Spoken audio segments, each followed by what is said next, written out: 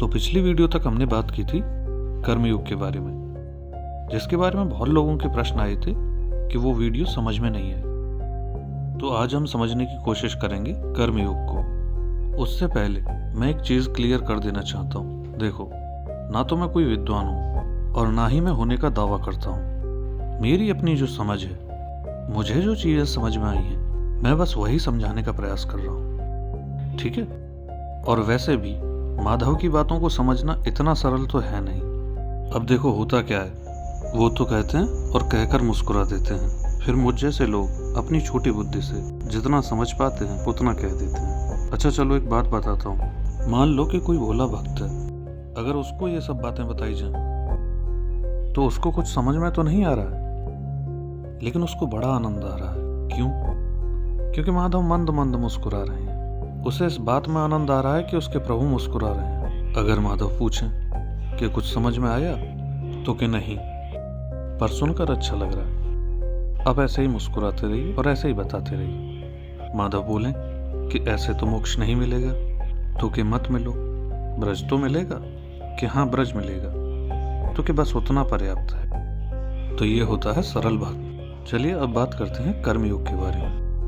तो कर्मयोग को जानने से पहले कर्म को जानते हैं। देखो कर्म क्या होता है। कर्म वो सब कुछ है जो भी आप करते हैं या नहीं भी करते हैं, या आप जिसका विचार तक करते हैं, वो सब कर्म के अंतर्गत आता है। हम जिस परिप्रेक्ष्य में समझने की कोशिश कर रहे हैं उसमें कर्म को दो भागों में बांटा गया है। पहला है सकाम कर्म और दूसरा है निष्काम कर्म। सकाम कर्म वो है कि कोई कार्य है और उस कार्य को करने के पीछे आपकी कोई लालसा है, आपका कोई उद्देश्य हो, आपका कोई लालच हो, तो उसे कहा जाता है सकाम कर्म, मतलब जो कर्म इच्छा से युक्त है। और माधव ने उस श्लोक में यही कहा था कि ऐसे कर्म में अच्छे और बुरे फल की संभावना रहती है। अब जानते हैं निष्काम कर्म को। तो निष्काम कर्म वो है जिसमें बिना स्वार्थ के कार्य किया जाता है, मतलब आप जो कार्य कर रहे हैं उसके बदले में कोई इच्छा नहीं रख रहे हैं। और ऐसे कर्म में त्रुटि हो जाने पर भी विपरीत फल की प्राप्ति नहीं होती।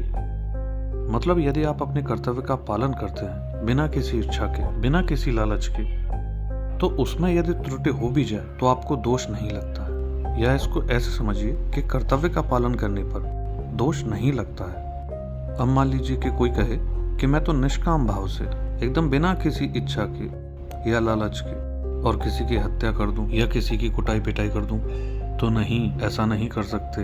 ऐसे सब उल्टे सीधे विचार नहीं लाने हैं। इसमें पाप तो लगेगा ही लगेगा, यहाँ पर जेल भी हो जाएगी, ठीक है। तो पता चले कि नहीं, मैंने उस वीडियो में सुना था, नहीं ऐसा कुछ नहीं है। यहाँ बात की गई है निष्काम कर्म जो होगा वो शास्त्र विहित होगा, मतलब वर्ण अनुसार, दायित्व अनुसार, कर्तव्य अनुसार, परिस्थिति अनुसार। जैसे इसको ऐसे समझते हैं कि मान लीजिए देश की रक्षा में कोई सिपाही तैनात है और वह अपने देश की रक्षा करते हुए किसी की हत्या कर देता है, तो उसे उसका दोष नहीं लगेगा। क्यों? क्योंकि वह अपने कर्तव्य का पालन कर रहा है। लेकिन वही सिपाही अगर छुट्टियों में घर आता है और तब किसी की हत्या कर देता है, तब उसे दोष लगेगा, ठीक है।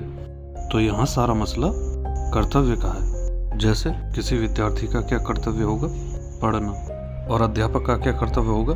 पढ़ाना। ऐसे ही जो लोग विभिन्न सेवाओं में लगे हुए हैं उनके लिए कर्मयोगी होना क्या होगा? अपने कर्तव्य का पालन करना बिना किसी स्वार्थ के।